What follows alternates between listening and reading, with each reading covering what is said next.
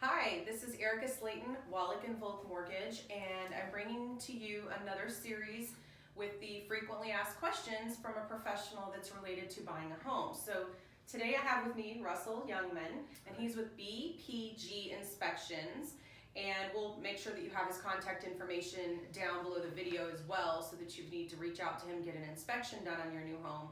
You can reach him easily.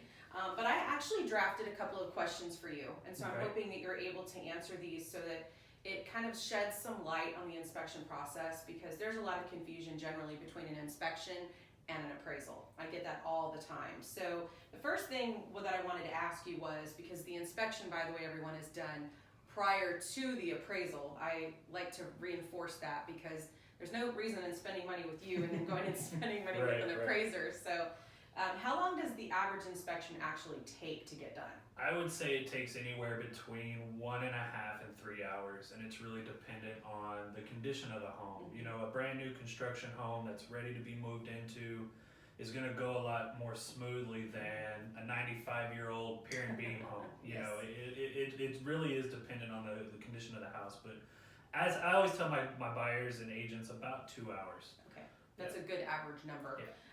So that actually spawned off another question that I didn't actually have written down. So sorry, I'm going to No, throw it's you fine, off. it's fine. Because I actually got my start in construction lending.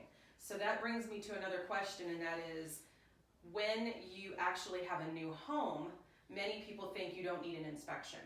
But can you kind of just tell really fast about why you need an inspection even though it's a new home? It's highly recommended. Homes aren't perfect, right? People build homes, people aren't perfect as much as we like to think we are. We're not. The average, I believe I read about a month or so ago, the national average for the amount of deficiencies or things wrong with a new construction home is 25. Wow. So that's brand new, ready to move in. The builder says, hey, you can move in tomorrow. There's still going to be things wrong with it. And the deal for the inspection is we want to get that home as near as perfect as we can, so you don't have problems, you know, a month or two after you move in. After you get settled in, you have to worry about contractors and stuff coming in, moving your furniture, dirtying up all your stuff, trying to make these repairs that should have been done before closing. Yeah.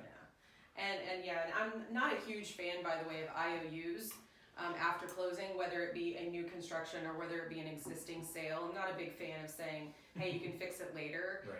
Just because, you know, things get busy, we get busy, we have a hard time getting scheduled, and then, you know, sometimes people just forget to do what they're supposed to do after the fact and they move on to something else. So, but thank you, because I thought that was a good segue into that next one. So how much is an average inspection cost? On average, I would say in the San Antonio market, we're looking at right around $350, $360, and it really is dependent on the size of the home. Any additional systems that would be like septics and pools, sprinklers, wells, outbuildings. You know, a lot of these homes here in San Antonio have the casita pool houses, you know, and there's usually an additional charge for stuff like that, but I would say average about $360. Okay, so that's a good number to kind of plan for. So, and also again, another little segue into the fact that you do pay for the inspection at the time of service, so it's not something that gets billed to the title company. In addition, it is not shown on a loan estimate as a cost, because you do pay for it directly to Russell and BPG Inspections. So I just wanted to kind of add that in there as well. The next thing is, does your inspection include a termite inspection or other wood destroying insects like carpenter ants? It doesn't include it, but we do offer that service. Okay. So, you know, a lot of people here in San Antonio, we have what's called subterranean termites, and they're pretty prevalent. I always recommend paying for it up front. The average termite inspection is anywhere between $65 and $95 additionally on top of the home inspection. But it's better to pay that money now than have to do a spot treatment or termite treatment, which can run, you know, in the hundreds of dollars. Right. Absolutely agree with that. And I like the fact that BPG actually does the termite inspection in addition to a home inspection, because you probably are aware that a lot of the competition out there for inspections doesn't do termite inspections or wood destroying insect reports, as they're called, because they don't have that particular license. Right. So it's nice when you can actually have the same company come out and do both facets of inspections for you at the same time. So that's really nice. So this is a really common one that I get. What things does an inspection not include? I chose to ask you that instead of what does it include, because it includes a whole lot. So what does it not include? Typically, we don't look at fences. Washers, dryers, refrigerators are my biggest questions. Will you inspect my refrigerator? No. Because there's really no way for us to inspect it, and a lot of times those items don't convey. And we don't know if they're staying with the home or if the current homeowners are taking them with them. Right. Water softeners, we kind of partially inspect. I don't want to say no and I don't want to say yes. We look to see if there's any leaks or signs of damage or anything like that, but we don't take water samples to make sure it's actually softening the water. Got it. It's still a thorough inspection. There's not a lot of stuff that we don't look at, believe it or not. I mean, we pretty much look at almost everything, just fences and then any major appliances like washer, dryers, and refrigerators we don't really check. So as far as the inspection and those major systems like air conditioning and roof and things like that, if there's a problem with something like that kind of goes above your pay grade, so to speak, then what would you then call for from one of those professional trades? We would, so if we say like the AC's not working, we're not getting a good temperature differential, which is the amount of airflow that we test, we just always recommend a further evaluation by a licensed professional and any repairs or repair estimates we made at that time. You always want to have a licensed professional. You don't want somebody's cousin who was an AC guy for 20 years coming and looking at it. You want a bonded licensed person to look at it. So you can get those receipts, so you can show your own warranties, your lenders if they're required repairs to show that you had a licensed person look at it. Right. And that's a good point, because not too long ago we actually had a client who had some repairs done. He giggles because he knows what I'm saying before I'm even saying it. We had some repairs that were required as a result of the inspection and the appraisal, because they can be required by both because it was a roof. And the inspector called for, I suggest you have a roofer take a look at it that's licensed and bonded. The appraiser called for the roof to be replaced, and the seller did provide a receipt. However, now the client is having a very hard time getting a hold of the roofer 6 months later. And so it's very, very important that it's not just a licensed and bonded company, but it's reputable. Right. And I unfortunately, I have a feeling that this one was probably like, my uncle's cousin's brother kind of thing. We run into that a lot with foundation repair.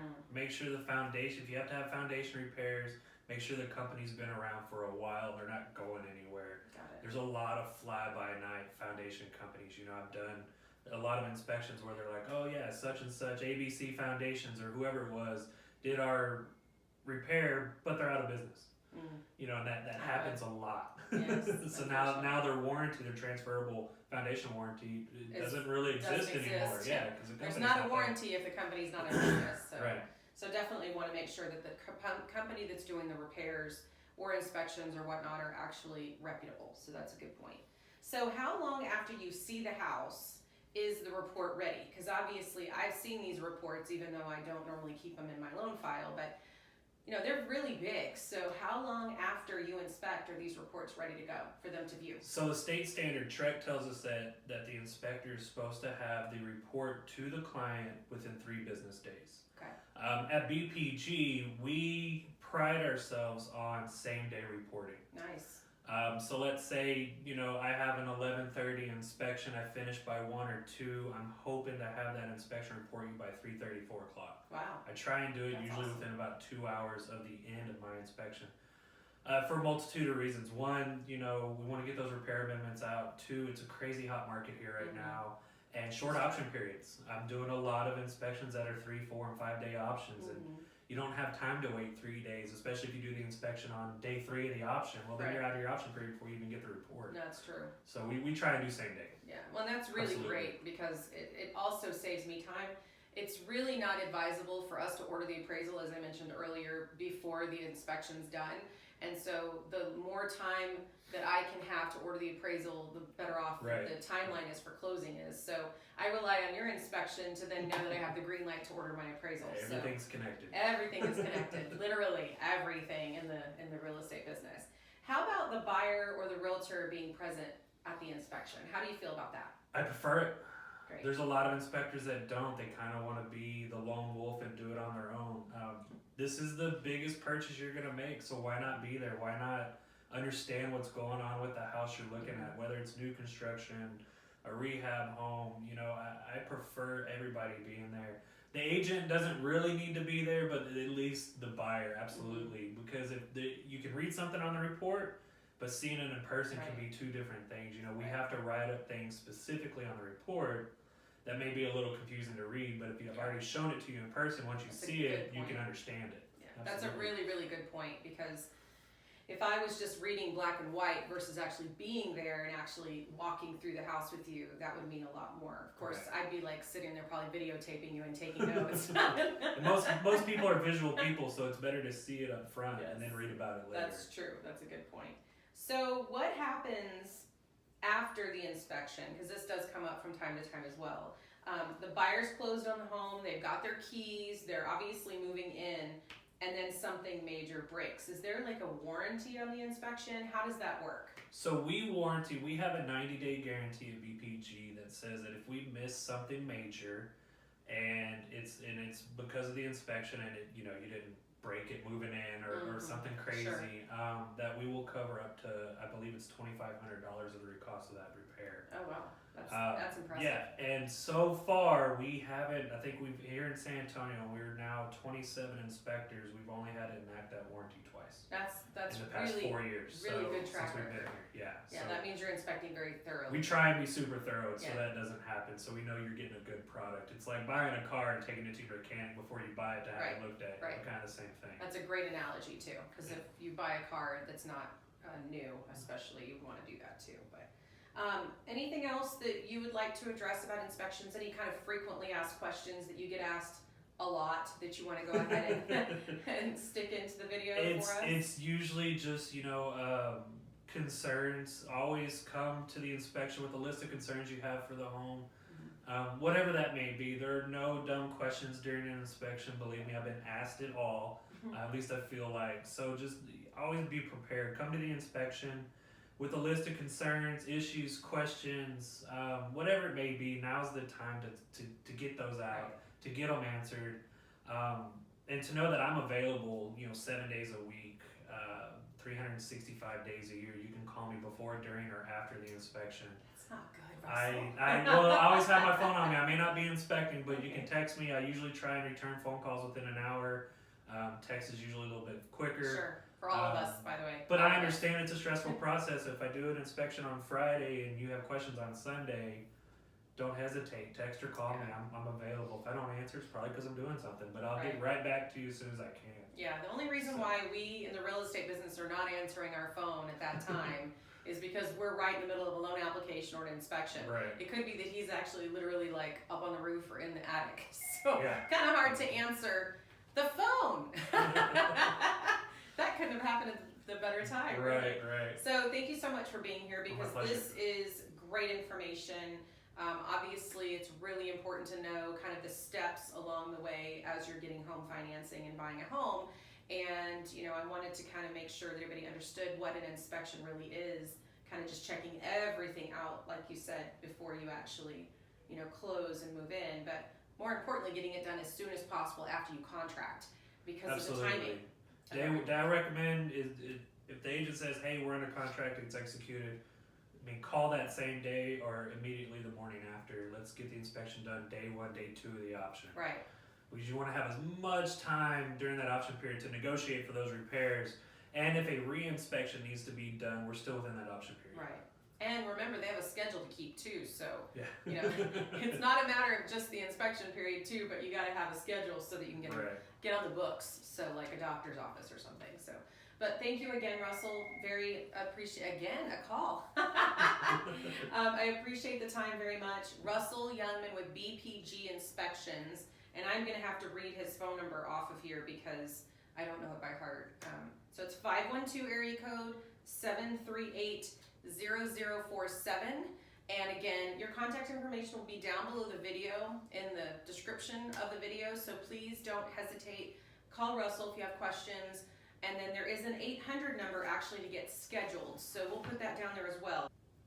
Okay, so I wanted to just say thank you again for taking the time today to come in and kind of just help explain this on a video, because it's very important for people to know kind of, the ins and outs of inspections and the importance of getting them done sooner rather than later. So Russell's contact information is going to be down below the video in the description. It's BP, as in Peter, G Inspections. Russell Jungmann is his name. And the phone number for him, because I don't know any phone numbers by heart practically these days, Right. is 512-738-0047. That's his cell number. That's his direct number. And then there's a scheduling number that you also probably want to call to get scheduled for the calendar, and that's 1-800-285-3001. So again, that'll be down below so everybody knows how to reach you. So thanks again. Thank you. I appreciate it. it so Thank you. much. Y'all have a great day. Bye.